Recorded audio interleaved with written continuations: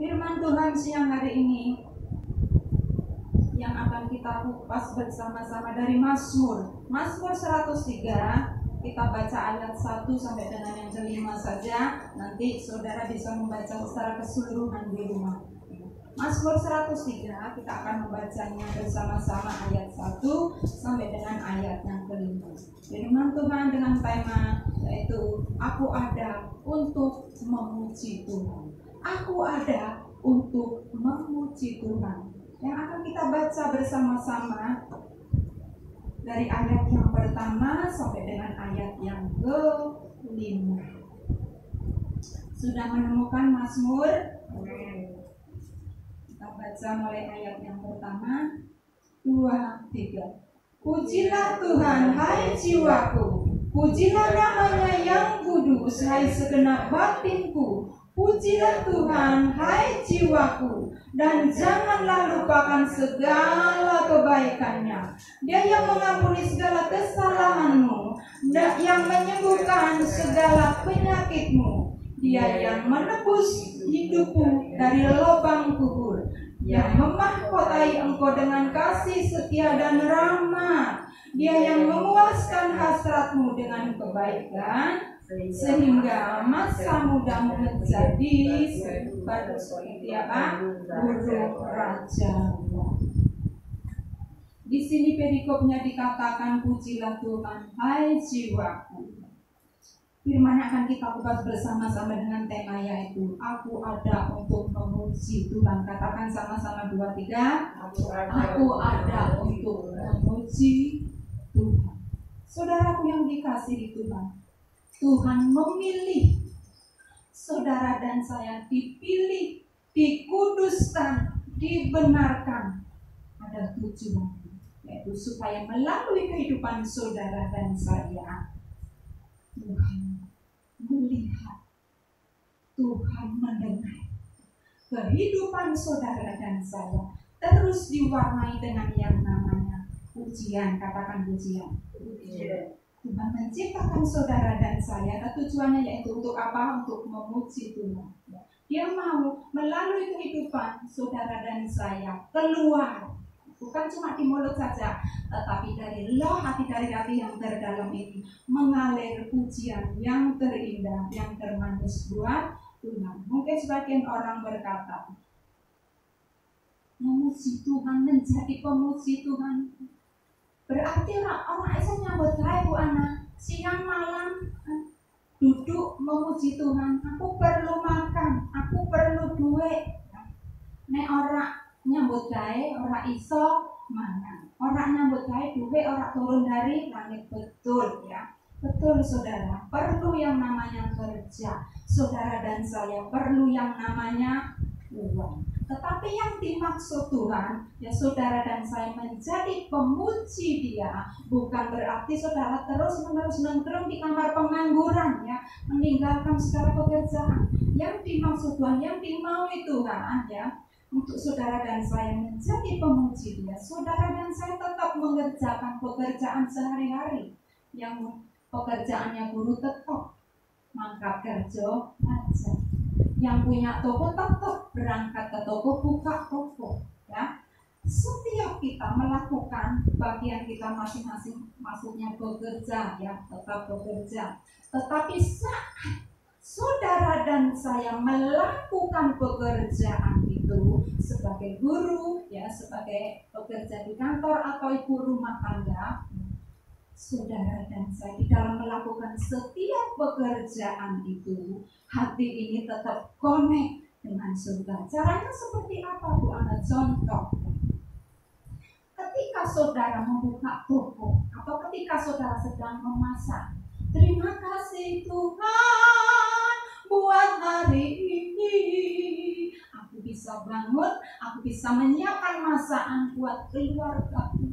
Urapi berkati Tuhan semua masakan yang aku masak hari ini, sehingga seluruh anggota keluargaku yang memakan makanan ini menjadi sehat. Itu yang dimaksud Tuhan, saudara dan saya menjadi pemuji Tuhan, tetap melakukan aktivitas sehari-hari. tetapi di dalam saudara dan saya bekerja, tetap renang-renang, tetap hati ini berpaut, memuji, menyembah Tuhan. Nah, para isin putih rumahnya tanggone konseling, tidak harus bersuara, ya. Saudara bisa renang-renang di dalam hati. Itu yang dinamakan saudara dan saya selalu katakan selalu memuji Tuhan. Kenapa dikatakan selalu memuji Tuhan? Karena saat masak, saat buka toko, saat melakukan pekerjaan apapun, hati ini tetap connect dengan surga. Sehingga saudara dan saya dinamakan selalu memuji Tuhan, seperti pujian yang lama sekali itu berkata memuji Tuhan. Saudara tahu pujian ini? Tahu? Memuji Tuhan selalu, mari kita puji Dia.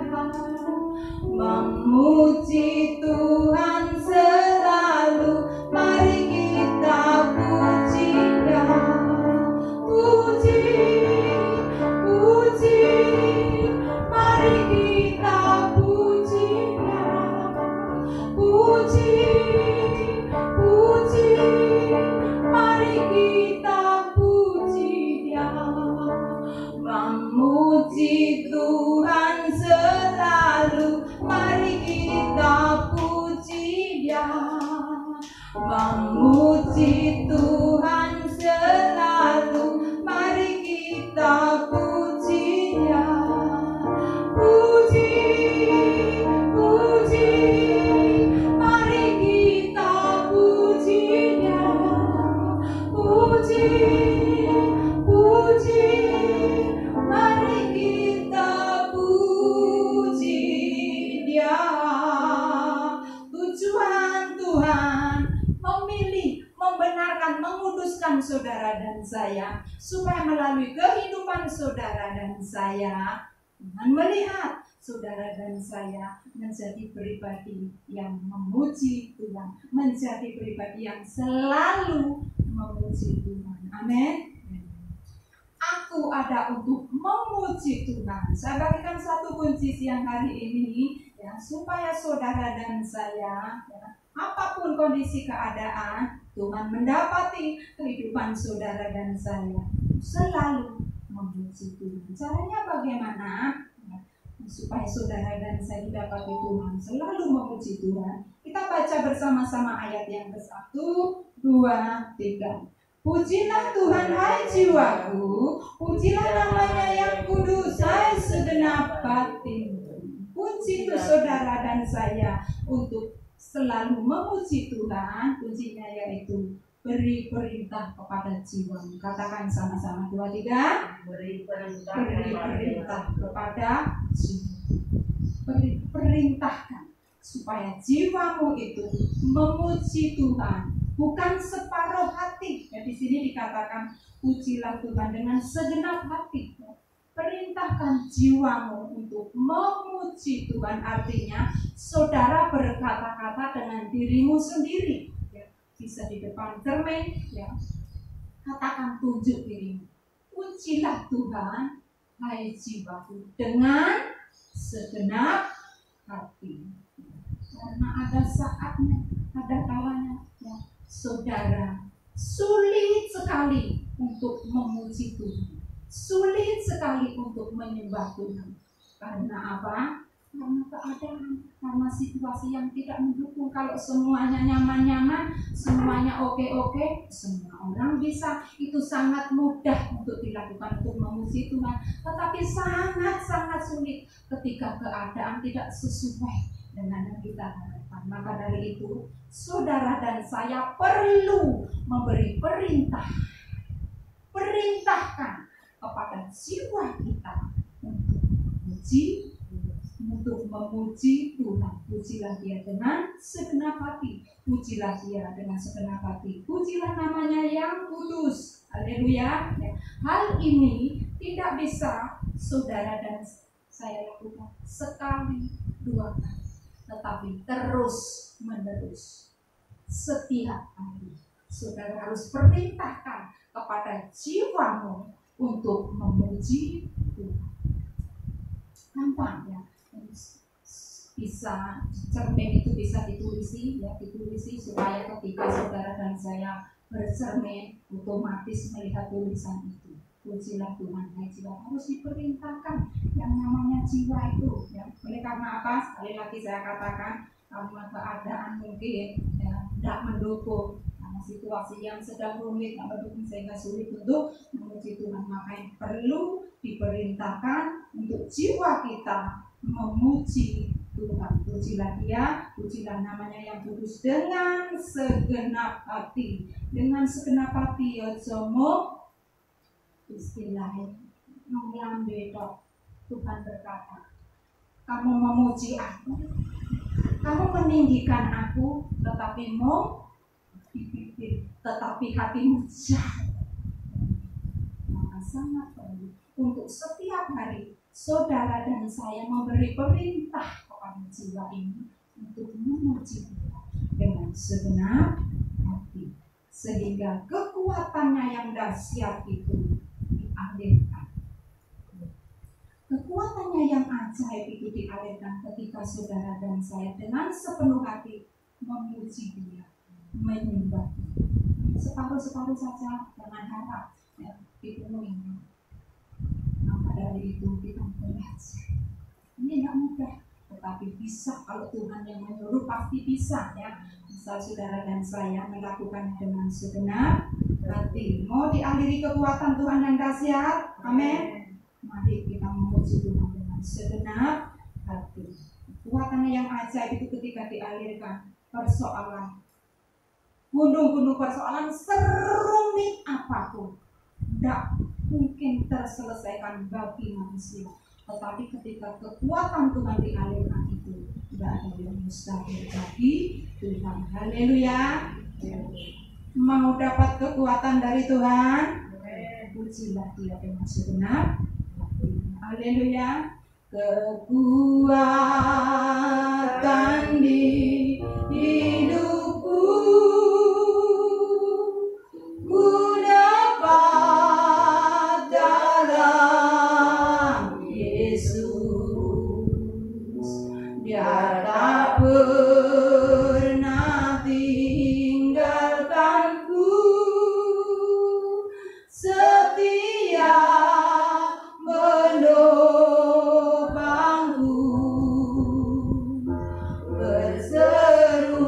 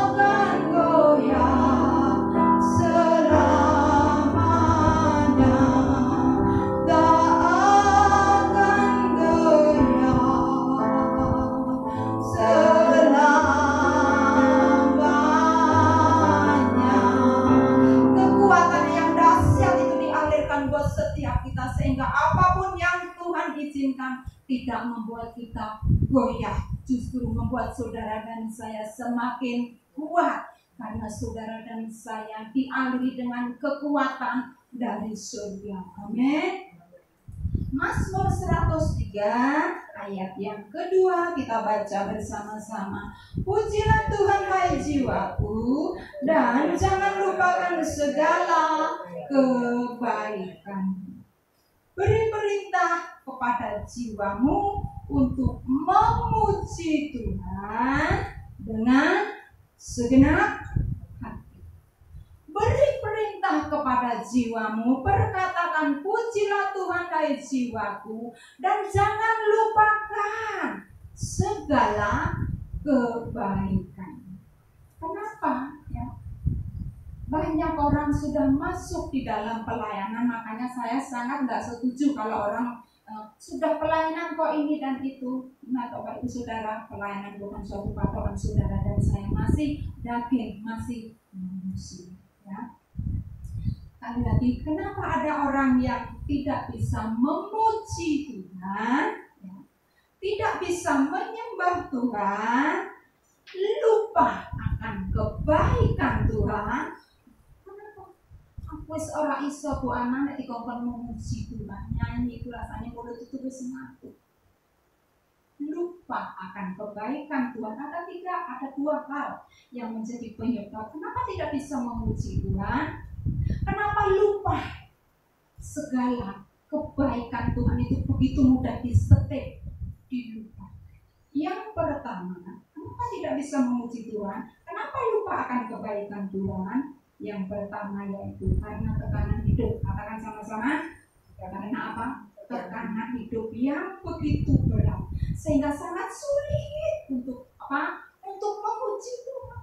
Tidak salah itu manusia, tetapi dahsyat luar biasa, Tuhan memberikan jalan keluar. Ketika tekanan hidup itu menghimpit saudara, ketika gunung-gunung persoalan itu sedang menghadang saudara, memang sulit rasanya untuk memuji Tuhan, boro-boro memuji, menyanyi doa rasanya angel banget. Itu manusia, tetapi Tuhan memberikan solusi. Ketika Tuhan memberi perintah, pasti Tuhan memberikan jalan. Ya, ingat masalah persoalan seizin Tuhan. Kalau saudara dan saya diizinkan menghadapi masalah dan susah untuk memuji Tuhan, Tuhan memberikan jalannya supaya saudara dan saya kembali bergairah, kembali bisa memuji Tuhan dengan cara yang pertama yaitu perintahkan, katakan perintahkan. Pujilah Tuhan hai jiwaku dengan segenap hati. Dan yang kedua, jangan lupakan kebaikan. Jadi yang pertama, kenapa orang tidak bisa memuji Tuhan? Karena tekanan hidup, itu yang pertama. Dan yang kedua, kenapa orang lupa kebaikan Tuhan? Kenapa orang tidak bisa lagi memuji Tuhan? Hal yang kedua disebabkan oleh karena apa saudara? Yang diharapkan tidak sesuai dengan kenyataan. Yang diharapkan tidak sesuai dengan kenyataan. Nah, hal ini yang membuat banyak orang Kristen lupa kebaikan Tuhan, tidak bisa lagi memuji Tuhan. Dahsyat Tuhan luar biasa yang memberikan jalan kepada saudara dan saya supaya roh kita kembali berkobar dengan cara perintahkan jiwa untuk memuji Tuhan, puji Dia dengan segenap hati dan jangan lupakan segala kebaikannya. Haleluya. Tekanan hidup yang diharapkan tidak sesuai dengan kenyataan itu yang membuat banyak orang Kristen mundur, lupa pada kebaikan Tuhan, tidak lagi bisa memuji Tuhan. Ini sangat-sangat berbahaya kalau dibiarkan, kalau berlarut-larut. Hal ini bisa sangat-sangat berbahaya karena iblis memasang jebakan supaya anak-anak Tuhan ketika melewati badai kehidupan, melewati kerumitan, melewati yang aku harapkan tidak sesuai seperti bumi dan langit, yang tidak sesuai. Tetapi Tuhan itu dahsyat, Tuhan itu sungguh sangat baik. Saudara percaya kalau Tuhan itu sangat baik? Masih ingat perintahkan apa tadi? Karena hal itu sangat berbahaya. Yang pertama, kalau dibiarkan terus menerus, saudara akan terburuk, katakan terburuk di dalam yang namanya persoalan, stres, kecewa, merat, tapi nelongso terus uripe, ya, dari melek sampai nanti mau turu uripe mau nelongso terus. Apakah Tuhan tidak baik? Tuhan selalu baik, ya. Karena apa? Karena tidak mau praktek firman. Prakteknya sederhana enggak? Sederhana. Caranya bagaimana? Perkatakan, makanya saya katakan tidak bisa cuma sekali, 2 kali, terus menerus perintahkan jiwa kita untuk memuji Tuhan. Amin. Nah, kecewa sama dia itu yang pertama. Kalau dibiarkan berlarut-larut, aku kecewa sama Tuhan karena yang dijanjikan tidak sesuai. Sebuahkan iblis. Dan yang kedua meragukan firman Tuhan. Dan orang Kristen, anak-anak Tuhan sudah ragu kepada firman Tuhan, tidak percaya kepada dia, itu sudah pasti masuk dalam jebakan.